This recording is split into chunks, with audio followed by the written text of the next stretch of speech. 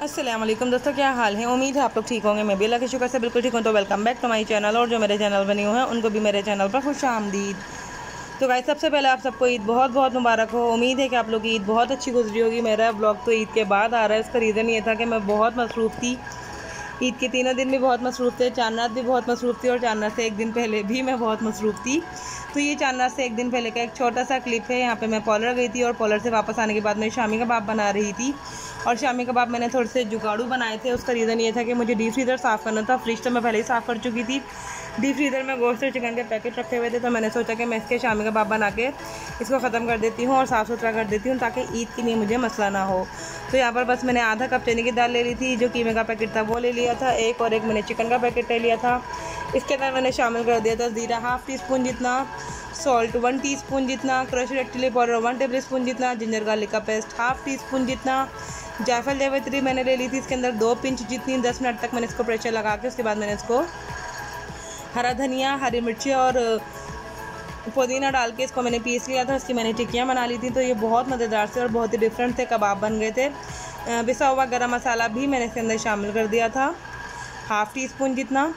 और यहाँ चांदरात वाले दिन का व्लॉग है। यहाँ पर घर जो है वह पूरा तरीके से साफ़ सुथरा पड़ा हुआ था अल्हम्दुलिल्लाह। तो मैंने सोचा कि मैं आपको दोबारा से घर का टूर करवा दूँ। तो ये प्रीवियस वीडियो में अपने लाउंज के पर्दे तो मैं आपको ऑलरेडी दिखा चुकी हूँ। इसके साथ बहुत क्यूट लग रहे हैं माशाल्लाह से ये पर्दे। लाउंज का एक बहुत ही खूबसूरत सा लुक आ रहा है। उसके अलावा ड्राइंग रूम जो है ये भी फाइनली सेट हो चुका है। कर्टन्स जो है वो मैंने बनवाए थे,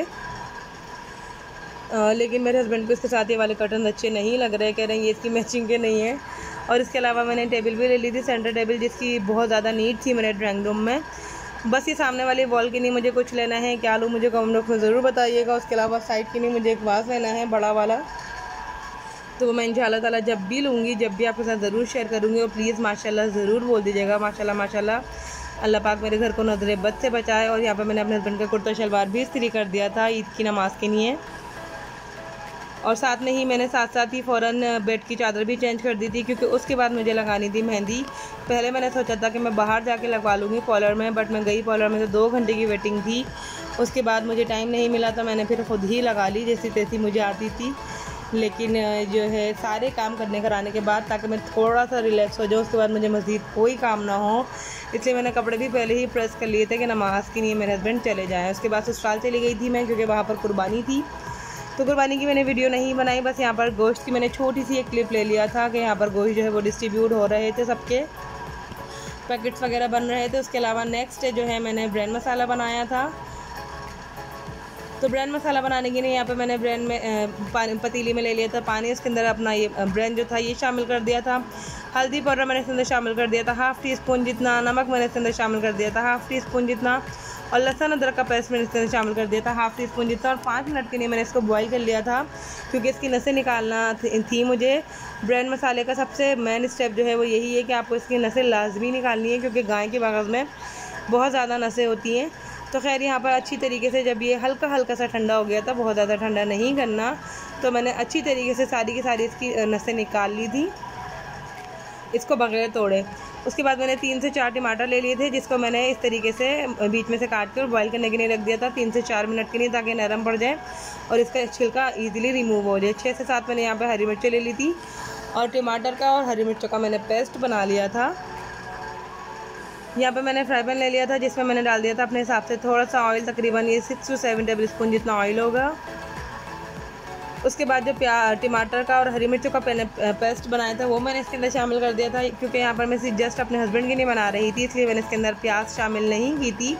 अगर आपको ज़्यादा बनाना हो, क्वांटिटी बढ़ानी हो, तो फिर आप इसके अंदर एक मीडियम साइज़ की प्याज शामिल कर सकते हैं, ऑमलेट कट में काट के उसको सौते करके। उसके बाद फिर आप ये मसाला इसके अंदर डाल सकते हैं। उसके बाद मैंने इसके अंदर शामिल कर दिया था पिसा हुआ धनिया 1 टेबल स्पून जितना, सॉल्ट हाफ़ टी स्पून जितना, कुटी हुई लाल मिर्चें 1 टेबल स्पून जितनी, कश्मीरी लाल मिर्चें मैंने इसके अंदर कलर देने के लिए शामिल कर दी थी 1 टीस्पून जितनी। हल्दी पाउडर मैंने इसके अंदर शामिल कर दिया था, जो कि मैंने बाद में शामिल किया था, क्योंकि पहले मैं भूल गई थी, हाफ़ टी स्पून जितना। जिंजर गार्लिक का पेस्ट मैंने इसके अंदर शामिल कर दिया था हाफ़ टी स्पून जितना। और बस अच्छी तरीके से मैंने मसाले को भून लिया था। बस अच्छी तरीके से जब मसाला भुन गया था, तब मैंने इसके अंदर शामिल कर दिया था दही मैंने इसके अंदर शामिल कर दिया था, तकरीबन 1 प्याली जितना, जो था 6 से 7 टेबल स्पून जितना। बहुत ज़्यादा है, मुश्किल रेसिपी नहीं है, लेकिन बस इसके छोटे छोटे स्टेप्स हैं जिसका ध्यान रखना पड़ता है। और जो सबसे मेन स्टेप है इसका वो ये है कि ब्रेड मसाले में आपके स्मेल नहीं आनी चाहिए। तो बस यहाँ पर मैंने दही डाल दिया था और दही के साथ ही मैंने इसके अंदर ब्रेड डाल दिया था। और पहले मैंने इसको हल्के हल्के तरीके से तोड़ के इसके अंदर मैं मसाला मिक्स करती गई थी, और उसके बाद मैंने एंड में इसको अच्छी तरीके से तोड़ लिया था ताकि इसके अंदर तक से स्मेल निकल जाए, क्योंकि इसमें स्मेल बहुत ज़्यादा होती है। और इसको बिल्कुल एंड में इतना हम लोगों ने जो है वो तोड़ देना है कि बिल्कुल भुजिया की तरह बन जाए, जैसे अंडे का खाना होता है ये उस तरीके से जो है वो पूरी बन जाए। इसको मैंने कवर करके रख दिया था ताकि मसाला जो है इसका थोड़ा सा ड्राई हो जाए। उसके बाद बस मैं इसको भून रही थी, तोड़ रही थी, भून रही थी, तोड़ रही थी। उसके बाद मैंने इसके अंदर अदरक डाल दिया था थोड़ा सा, और थोड़ी सी हरी मिर्ची शामिल कर दी थी, और दोबारा से मैंने इसको भून लिया था। और ये देखिए ये है इसकी फ़ाइनल लुक और फाइनल स्टेप इसका। जब ये सेपरेट करने लगे, ऑयल जो है वो सेपरेट होने लगे और अच्छी तरीके से जो है ये भुन जाए, नीचे लगने लगे, तो इसका मतलब है कि हमारी जो ब्रेड है वो पूरा तैयार हो चुका है। इसके अंदर मैंने एंड में कसूरी मेथी, पिसा हुआ गरम मसाला और पिसी हुई काली मिर्च शामिल कर दी थी। तो ये ब्रेड मसाला बिल्कुल रेडी था। टेस्ट इसका मुझे नहीं पता कि कैसा था, मेरे हस्बैंड ने तो खा लिया था, क्योंकि ना मैं ब्रेड मसाला बनाती और ना मैं खाती, मैं सिर्फ ईद के ईद बनाती हूँ अपने हस्बैंड के लिए। तो टेस्ट का मुझे इसका बिल्कुल भी अंदाज़ा नहीं है, तो मैं आपको नहीं कह सकती कि ये अच्छा था या बुरा था, बट जो शौकीन है उन्होंने खा लिया था।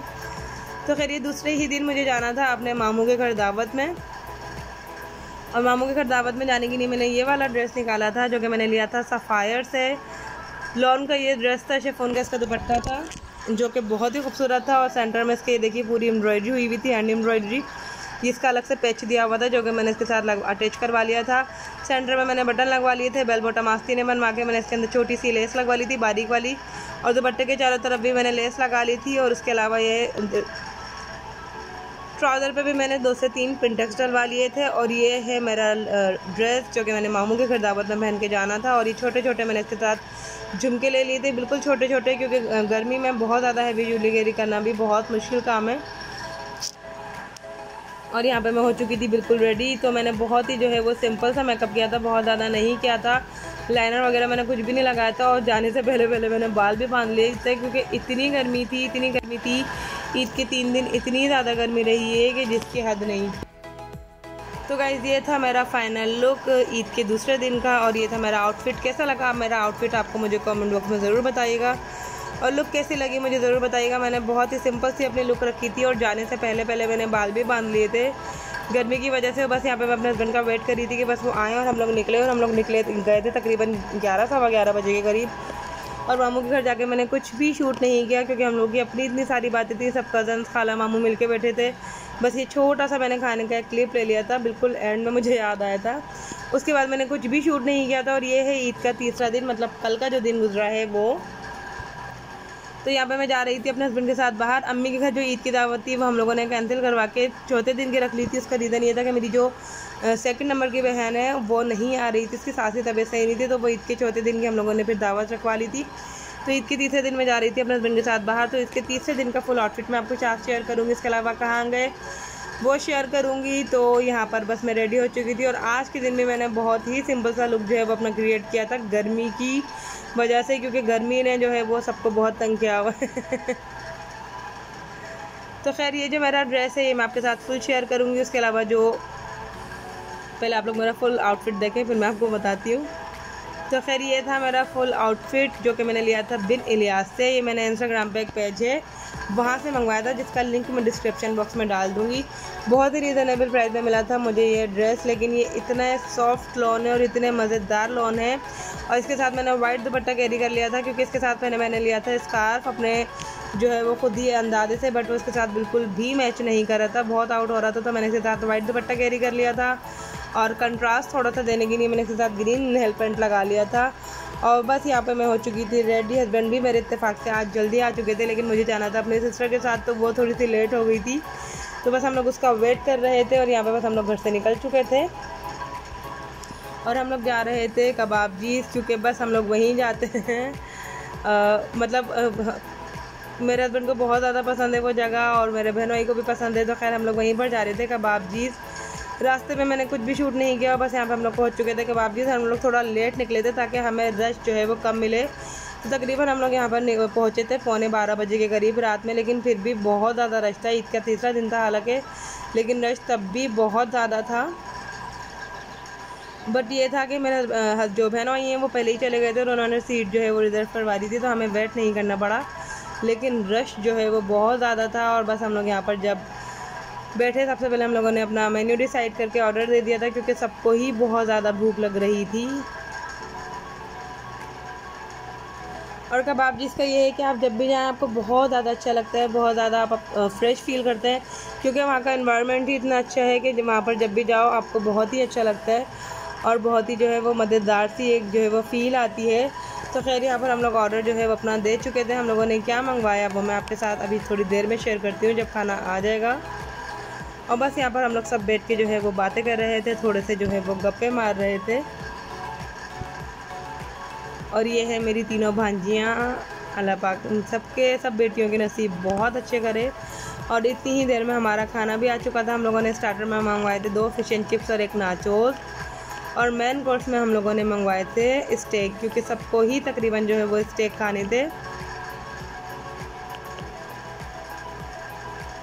तो यहाँ पर मेन कोर्स में हम लोगों ने मंगवाए थे स्टेक, उसके अलावा हम लोगों ने मंगवाया था अल्फ्रेडो पास्ता, उसके अलावा हम लोगों ने मंगवाई थी कढ़ाई, चिकन कढ़ाई। तो बस यही हमारा जो है वो खाना था। उसके खाना वाना खाने के बाद बच्चों ने खूब इंजॉय किया, झूले वूले झूले, क्योंकि असल ईद जो है वो बच्चों की ही होती है, हम तो बड़े हो गए हैं। तो यहाँ पर खैर बच्चों ने खूब इंजॉय किया। तो बस यही था मेरा चांदना से लेके ईद तक का व्लॉग। कैसा लगा आपको आप लोग मुझे कमेंट बॉक्स में ज़रूर बताइएगा। मेरा आउटफिट कैसे लगे वो ज़रूर बताइएगा। उसके अलावा आप लोगों की ईद कैसी गुजरी ये भी मुझे कमेंट बॉक्स में ज़रूर बताइएगा। और ईद पे गेस्ट ने किस को परेशान किया, क्योंकि हमारे तो तीनों दिन एक गेस्ट ने बहुत ज़्यादा परेशान किया हमें, बहुत ज़्यादा।